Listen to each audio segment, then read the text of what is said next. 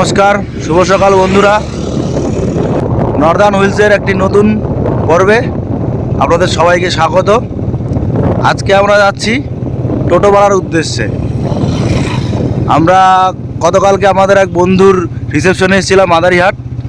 তো মাদারিহাট থেকে টোটো ভাড়া খুব একটা দূর নয়, তাই আজকে সকালবেলা ভাবলাম বন্ধুরা মিলে এবার টোটো ভাড়া গিয়ে একটু ঘুরে আসি।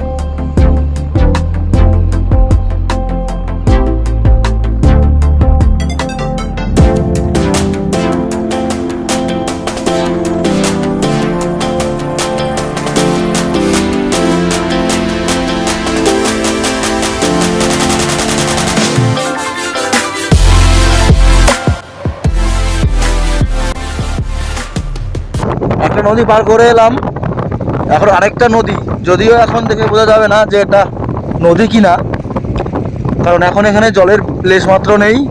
কিন্তু যখন বর্ষাকালে বৃষ্টি হয় তখন এইটা জলে সম্পূর্ণ ভর্তি হয়ে যায়, তখন গাড়ি চলাচল বন্ধ থাকে।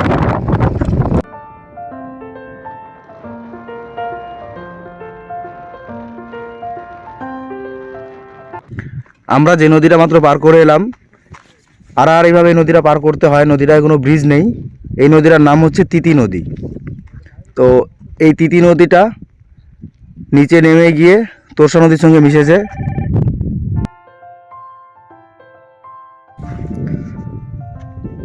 এই নদীতে সারা বছর জল থাকে না বললেই চলে, কিন্তু যখন বৃষ্টি হয় বা পাহাড়ে যখন প্রচুর বৃষ্টি হয়, বর্ষাকাল থাকে, তখন এই নদীতে জল জমে যায় এবং কিছুক্ষণের জন্য এই নদীতে জল থাকার ফলে গাড়ি চলাচল বন্ধ হয়ে যায়। এই নদী পার করে গেলাম। এখন আমরা পৌঁছে যাব টোটো ভাড়ার দিকে। সামনে হচ্ছে তিতি ফরেস্ট।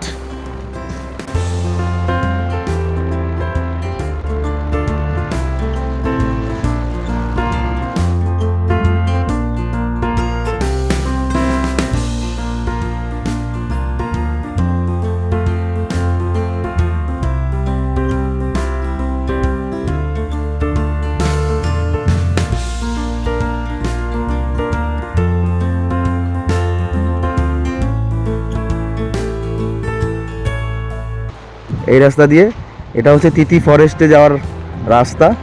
এই রাস্তার দুপাশে যে রাস্তাটা, এই রাস্তার দুপাশে যে জঙ্গলগুলো পড়বে, এই জঙ্গলটার নাম হচ্ছে তিতি ফরেস্ট।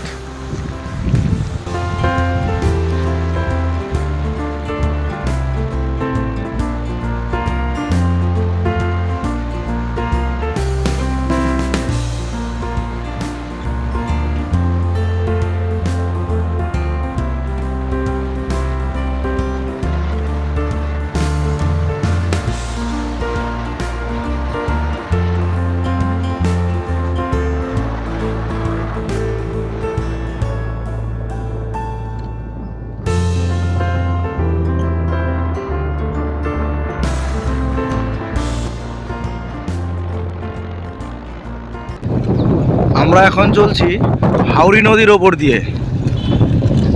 একটা নদী, পাথরের নদী বলা যায়, জল নেই এটাতেও। এই নদীর ওপর দিয়ে আমরা চলছি, এটাই রাস্তা এখানকার। আর তার দুপাশে হচ্ছে তিতি ফরেস্ট, যেটা কিনা জলদাপাড়া যে ন্যাশনাল পার্ক আছে, তিতি ফরেস্ট হচ্ছে জলদাপাড়া ফরেস্টের অন্তর্গত।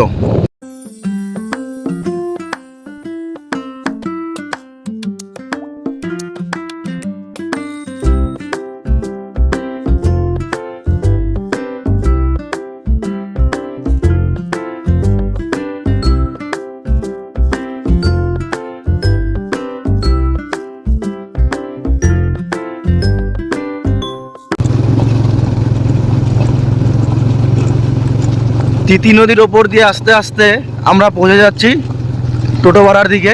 সামনে পাহাড় দেখা যাচ্ছে, মেঘে ঢাকা পাহাড়।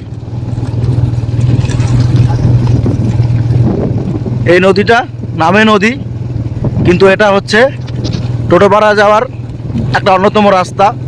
এখানকার মানুষ এই রাস্তা ধরে যাওয়া আসা করে। শুধু চারদিকে দেখা যাচ্ছে পাথর আর পাথর।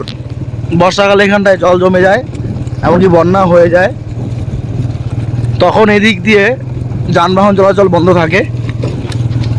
যদিও বেশিক্ষণ সময় পর্যন্ত এই রাস্তা বন্ধ থাকে না, জল তাড়াতাড়ি কমে যায়। দুপাশে যে জঙ্গল, রাস্তার ধুলো আর এই সময়ের শুষ্ক পরিবেশে খুবই রুক্ষ হয়ে আছে। কিন্তু বর্ষাকালে এই জঙ্গল এবং এই পাহাড় দেখতে আরও সুন্দর লাগে।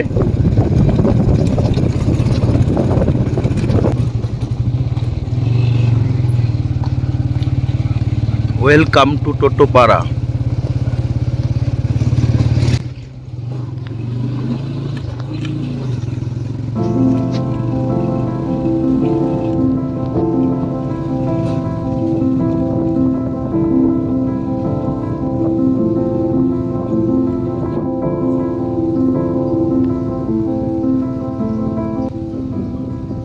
গরু আর ছাগল চড়াতে নিয়ে যাচ্ছে। এখানকার লোকেদের প্রধান কাজ হচ্ছে পশুপালন ও সামান্য পরিমাণে কৃষিকাজ। এখানটায় যেদিকে তাকানো যায় শুধু সুপারি গাছ আর সুপারি গাছ, প্রচুর পরিমাণে সুপারি গাছ আছে। এবারে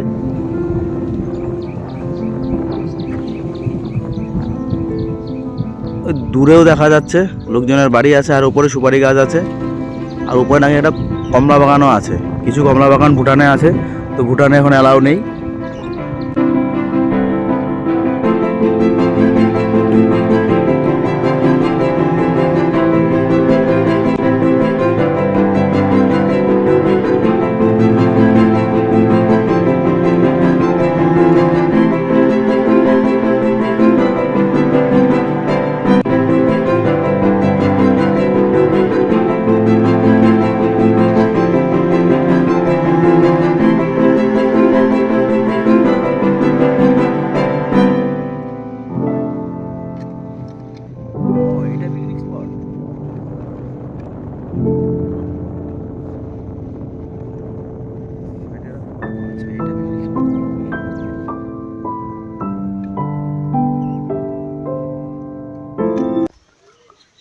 আমরা এখন চলে এলাম টোটোপাড়া পিকনিক স্পটে। এই যে আমাদের গাড়িগুলো রাখা আছে। আমরা এখন আছি টোটোপাড়া পিকনিক স্পট। এই যে নিচে যে দেখা যাচ্ছে নদীটা, এই নদীটা হচ্ছে হাওড়ি নদী। এই নদীটা উপরে ভুটানের রাদিং পাহাড় থেকে নেমে গিয়ে এটা তোরসা নদীতে গিয়ে মিশে গিয়েছে।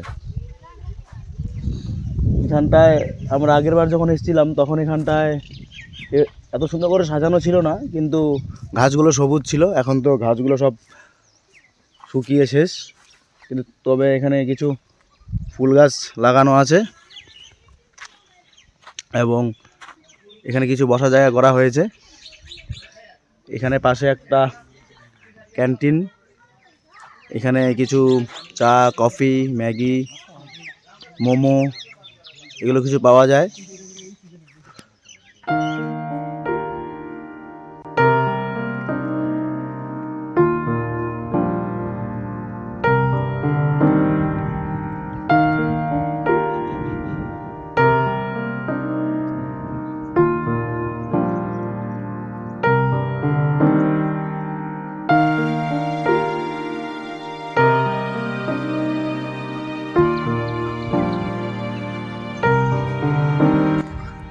এখানে পিকনিক করতে আসতে পারবেন, সুন্দর জায়গা, সব কিছু সুবিধা আছে। আর এখানে কিছু হোমস্টে আছে, তবে থাকতে হলে আগের থেকে কন্ট্যাক্ট করে আসা খুব জরুরি, যেহেতু এখানকার হোমস্টের সংখ্যা খুবই কম।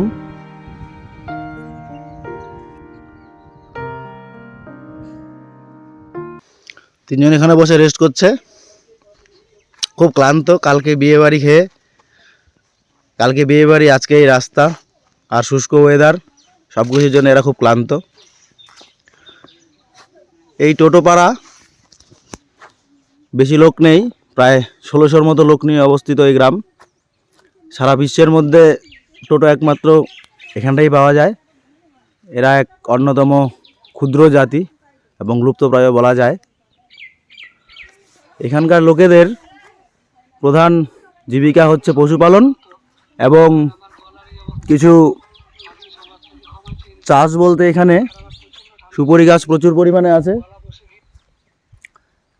এবং কিছু সবজি অর্গানিক পদ্ধতিতে হয়তো চাষ করে।